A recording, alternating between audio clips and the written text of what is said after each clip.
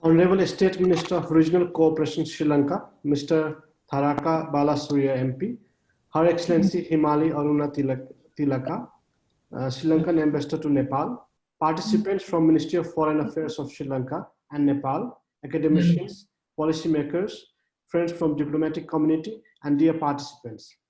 Welcome to joint webinar of NICE and Sri Lankan Embassy Kathmandu on foreign policy of Sri Lanka. Nepal Institute for International Cooperation and Engagement is an independent, apolitical, and non-partisan think tank which believes in freedom, democracy, and world free from conflict. We envision a world where sources of insecurity are identified and understood, conflicts are prevented or resolved, and peace is advocated. Neighborhood Studies is one of our major research centers.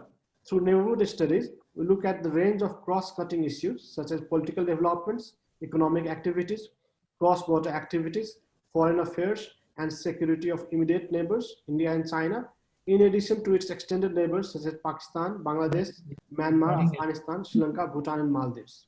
The study focuses to explore and identify emerging priorities in neighborhood and generate evidence and analysis.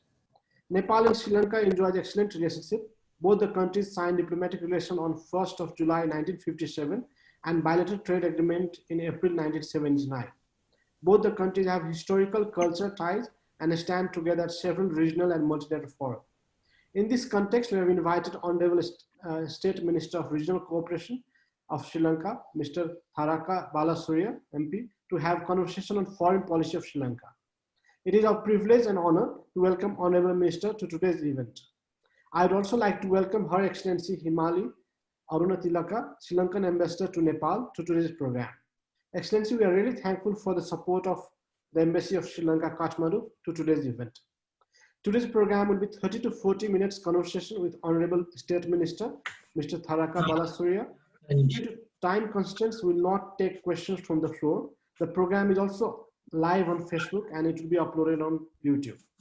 Before we start, I would like to request Her Excellency of Sri Lankan Ambassador to Nepal to welcome the Honorable State Minister and also introduce him briefly. Excellency, the floor is yours. Thank you, Dr. Jaishwal. A very warm welcome to all viewers who are joining us this afternoon. Good afternoon, sir. It is with great pleasure that the Sri Lanka Embassy in Nepal is joining the Nepal Institute for International Cooperation and Engagement, NICE, in this webinar on Sri Lanka's foreign policy. We are privileged to have with us today Honorable Tharaka Balasuriya, the State Minister for Regional Cooperation of Sri Lanka, to discuss Sri Lanka's foreign policy. Honorable Balasuriya was appointed to this position under the new government formed by His Excellency President Gotabaya Rajapaksa following the parliamentary elections of 5th August. He is the first to hold office in this newly created portfolio within the Foreign Ministry. And I think it reflects the importance attached by the new government towards regional cooperation. It is also a noteworthy development in the context of the COVID pandemic, as countries are increasingly looking at regional partnerships for future economic engagement and cooperation. Sri Lanka is attracting renewed interest both within and beyond the South Asian region by observers seeking to gain an understanding of the country's foreign policy direction under the new government of President Gotabaya Rajapaksa.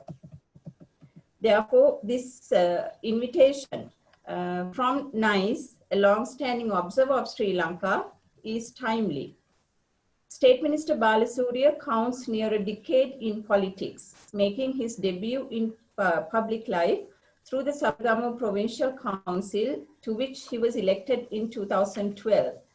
He first entered Parliament in 2015 and was appointed the State Minister of Social Security in the first government of President Gotabaya Rajapaksa, formed in November 2019.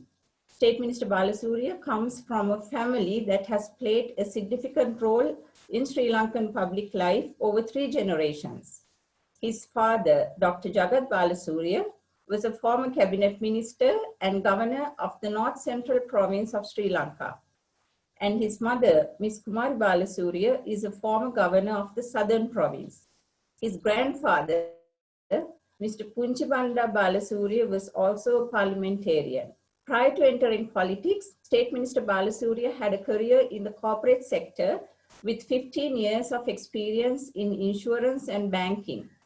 He holds a Bachelor of Arts degree majoring in mathematics and economics from the University of Wisconsin and has a master's degree in business administration from Cardiff Metropolitan University.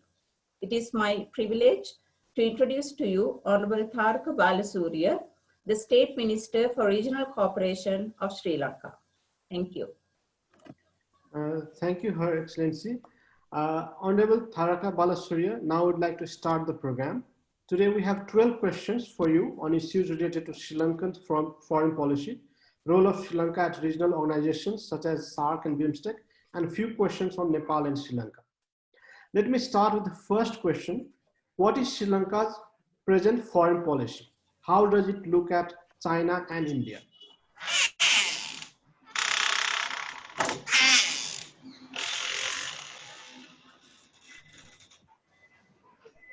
Thank you, Doctor. The Sri Lanka's, can you hear me? Yes, sir, we can hear you. Yeah, the Sri Lanka's foreign policy has in domestic, and it's taken out of the national policy framework presented by the current president, Gotabaya Rajapaksa, vistas of prosperity and splendor.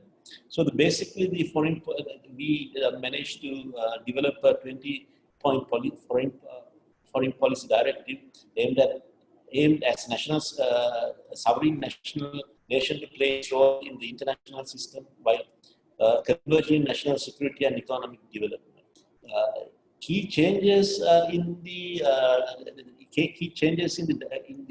direction of the foreign policy is that we want to President Rajapaksa wants to move Sri Lanka away from, not I wouldn't say away from, but give more emphasis to economic diplomacy, and not just the political diplomacy. So I think that would be one of the key changes which the present government is looking at. And out of the 20 points, I think if I can just emphasize on some of the key points in our foreign policy directive, the most important one being the policy of neutrality. Sri Lanka wants to be a country like Switzerland, who has done very well for themselves being neutral. And I think the location of Sri Lanka, similar to the location of Switzerland, I think is in the middle of the maritime routes. So we feel that the location would be very advantageous to us.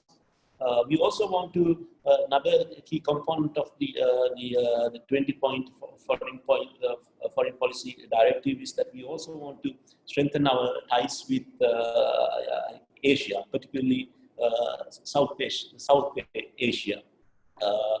And also another key point in our foreign policy directive is that Sri Lanka intends to uphold the ownership of strategic assets, economically and important national resources.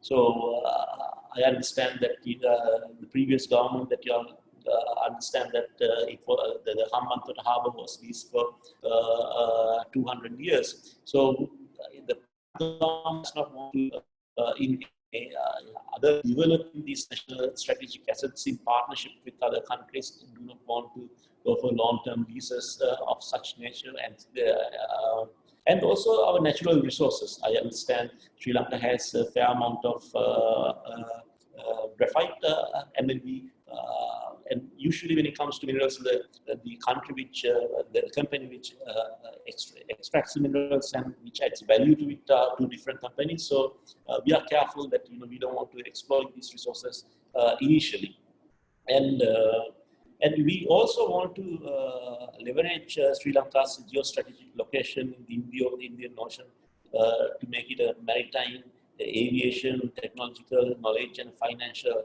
hub.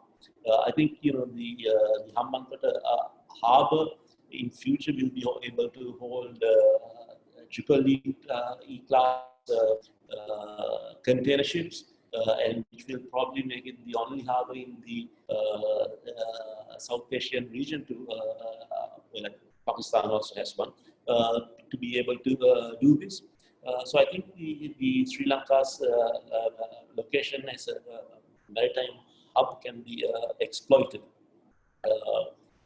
And also, another key point is that Sri Lanka, we want to seek opportunities for Sri Lankan entrepreneurs to venture into foreign markets, particularly Asia and Africa. South Asia is the fastest growing region. During the last 5 years, we feel that we missed the bus somewhat because we saw our South Asian neighbors having a tremendous growth, but our economic growth due to certain economic policies of the previous government and mismanagement, it declined. But prior to 2015, we have had one of the fastest growing GDPs in the region and in the country. So we feel that as a region, South Asia is one of the fastest growing regions, and so we want our entrepreneurs to look at these avenues. And also we want to promote Sri Lanka for the educational and human resource development as a knowledge center. So to that aspect, we want to we encourage to bring our South Asian partners and countries from around the world where they can train our student entrepreneurs. We understand that countries like China also spends a huge amount of money sending their bureaucrats to Singapore for training. So similarly, we too would want to learn from the best in order to advance ourselves.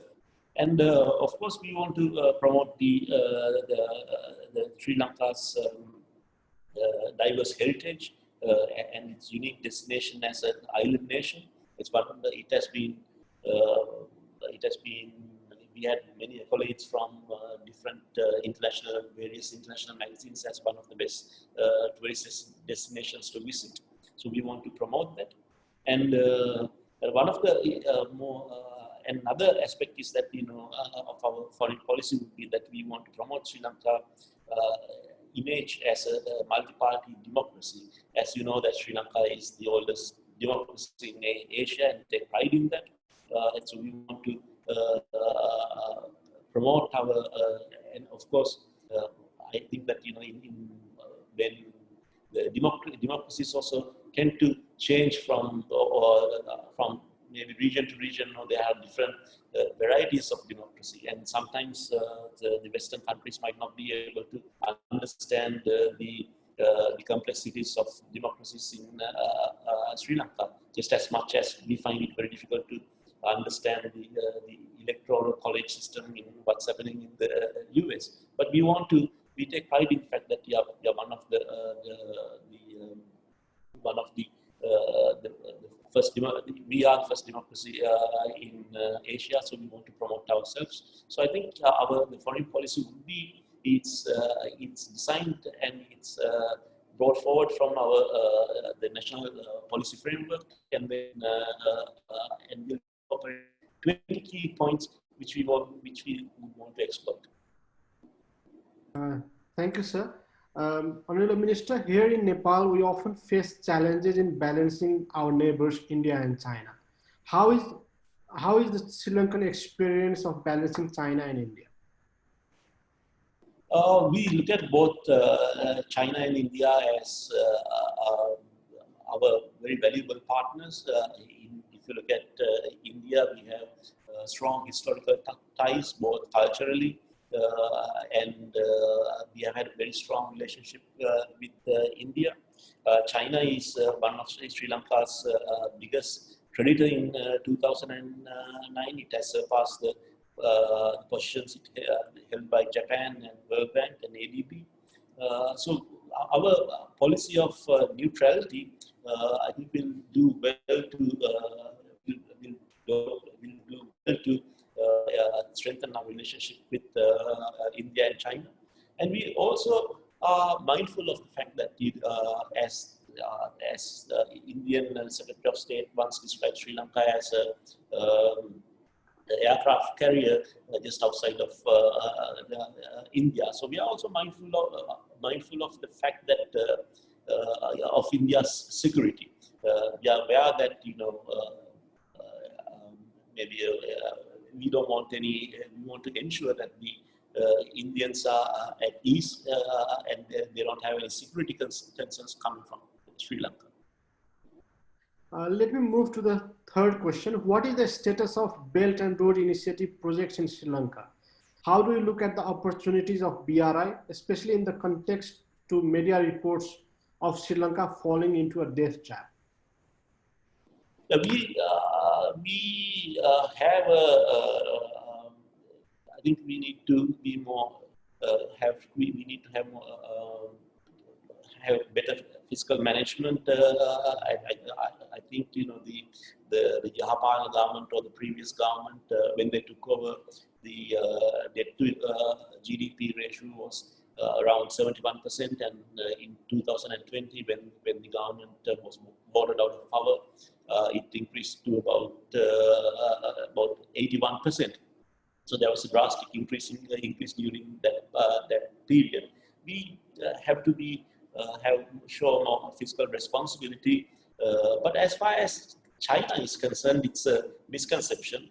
Our total debt, which we owe to China, is less than 10% of our total debt. And most of the loans which are given by China are on concessionary rates. Yes, I do think that we do have a problem with our debt at the moment, as most countries, and we need to show fiscal responsibility, and we are working on it. But to say that is the debt issue is because of China is I think it's been probably being said for political purposes. Because in actuality the rates from the Chinese debt is quite competitive. Let me move to the next question. How will Sri Lanka balance between the United States Indo-Pacific Strategy and China's BRI? What is Sri Lanka's stand on Millennium Challenge Corporation, MCC? We, as I mentioned earlier, that we take a position of neutrality, but both the BRI and the Indo-Pacific strategy, the way we see it, are development strategies, which basically looks at bringing about connectivity. And we also look at these two strategies as not necessarily mutually exclusive strategies. We feel that both these strategies can be work in tandem. Of course, I understand that there's a lot of political rhetoric and then and security concerns pertaining to this pertaining to these strategies. We certainly, if you look at even the Indo-Pacific the strategy, the US has always emphasized on the freedom of navigation and the respect for international rules-based maritime order and the protection of shared resources. So I think these are certain things which we do agree on. And as far as the BRI is concerned, as you're aware, we are working on the Hambantota, the free trade zone, and there's both connectivity from the Hambantota harbour to the Colombo harbour, both by highway and now by train. So we feel that using this corridor, we can bring in industries to the periphery of this the corridor. So we feel that we don't really look at it as that mutually exclusive or that we need to choose one from the other.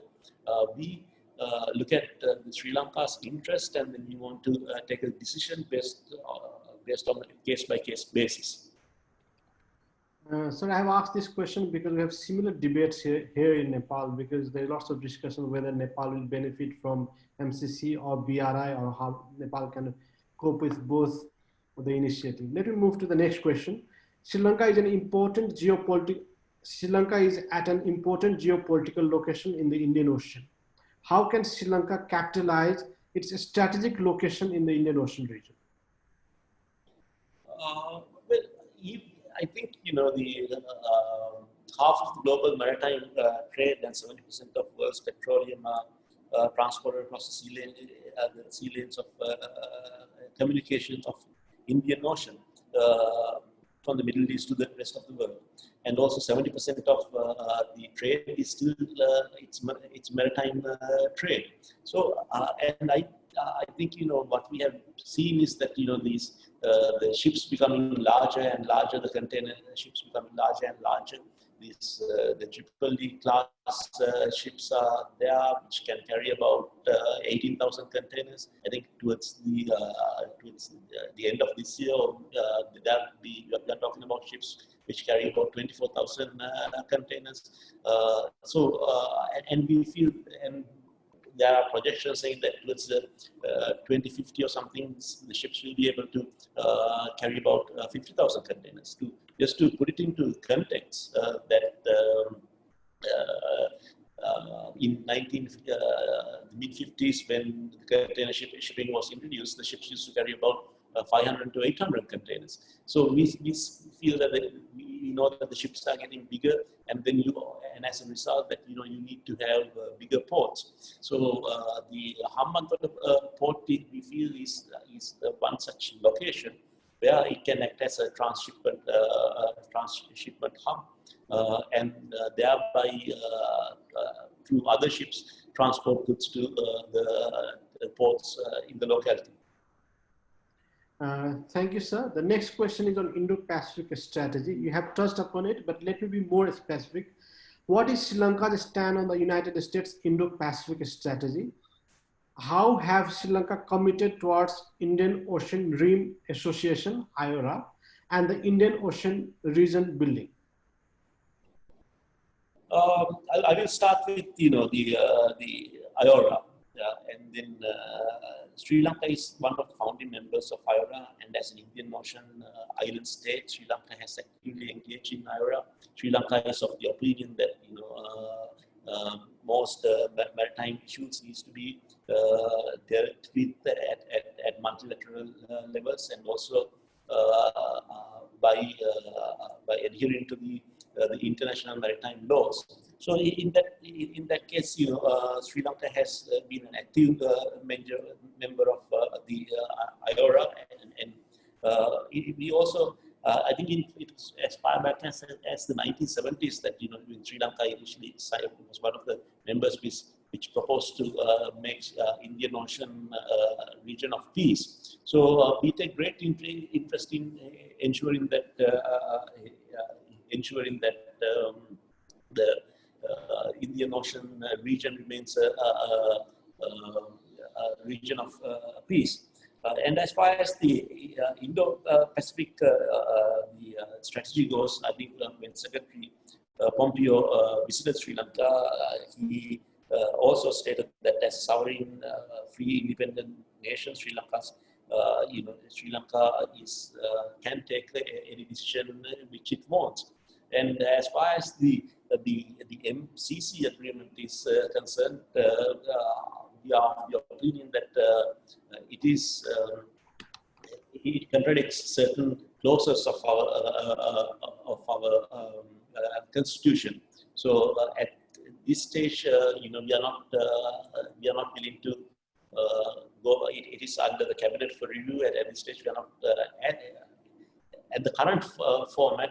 We are not willing to go forward with the MCC agreement unless some certain changes are made. Let me move to the question related to SAARC and BIMSTEC.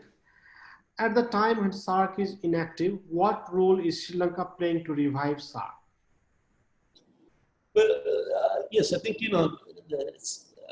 the SARC has been inactive largely due to the tensions between our two large neighbors in Pakistan and in India. But we feel, SARC is a very important part. It talks of not only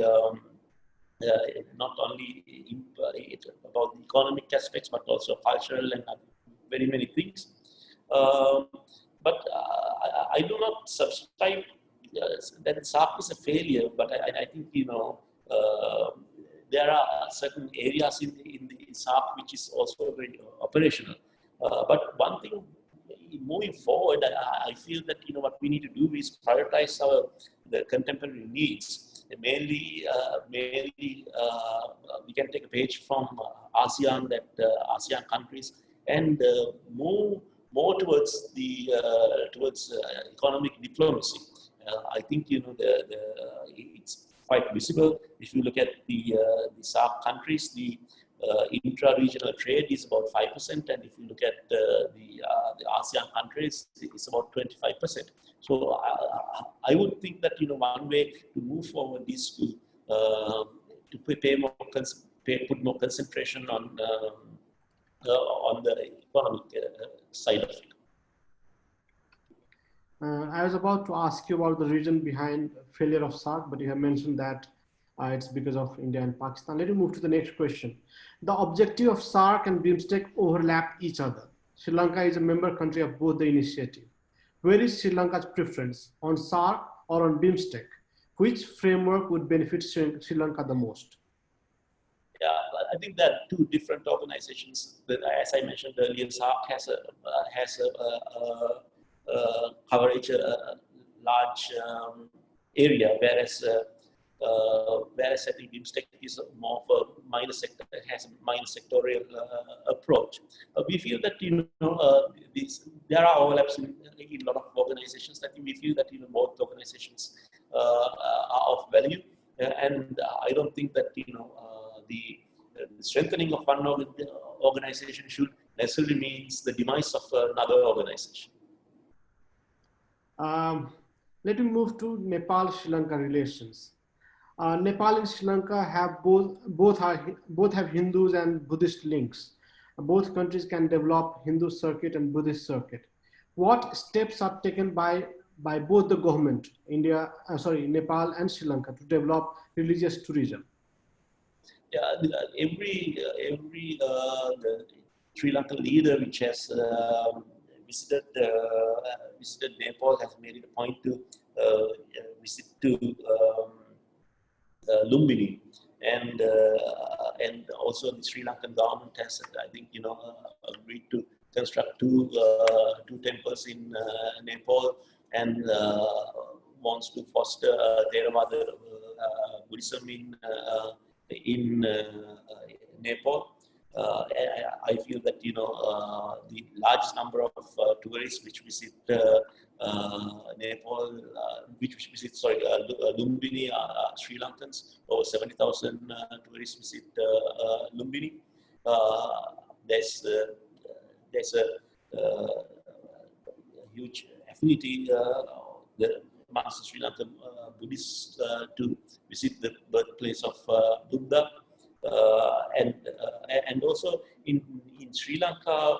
I think when I met the ambassador, he spoke of that there's wide interest in on the Ravana trail. So we are in the process of our tourist board in developing this the Ravana trail, where from the Ramayana epic that when the Nepalese tourists can come and visit Sri Lanka, they can see this the trail, Ravana trail. But also, I think the two countries offer different tourist destinations.